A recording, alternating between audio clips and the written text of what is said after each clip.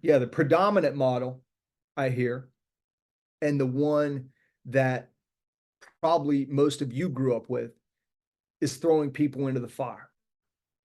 Throw them into the deep water and they either sink or swim. You know, we've had our eye on Becky for a while. We really thought she'd be a great leader.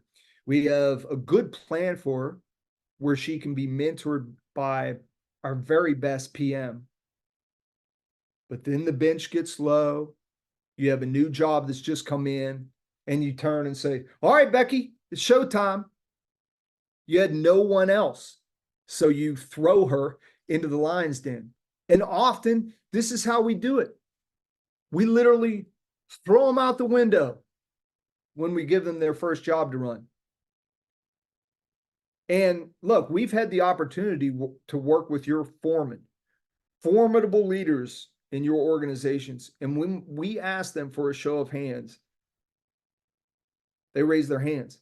This is how the majority were taught. We take them out there, throw them out the window. And if they manage to hit the ground, drop, roll, and not break anything, what do? We take them to a higher floor, a bigger job, and we throw them out again. And then ultimately, you know what happens? We take them to a floor that's simply too high, and they crash and burn. They break their ankles. We lose our ass on a job.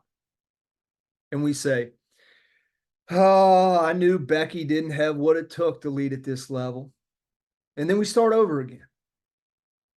Now listen, those of you that said on the poll that there's nothing like getting in there, I actually believe that. There is nothing like the first time you have to run that job, when you have to say, break is over, when you're responsible for the P&L, when you're responsible for the safety of those people. There is nothing that will ever replace that first time. But guess what?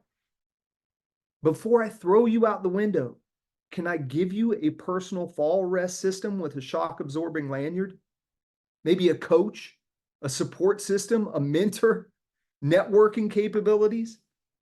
So I don't have to rely on a crash and rolling and hoping that you can dust yourself off and get picked back up again? Do you think young people today are going to tolerate this leadership development model? My generation, maybe your generation, when we crashed and burned, we got back up and tried again, said, give me the next floor. I'm not so sure that that strategy is going to work today.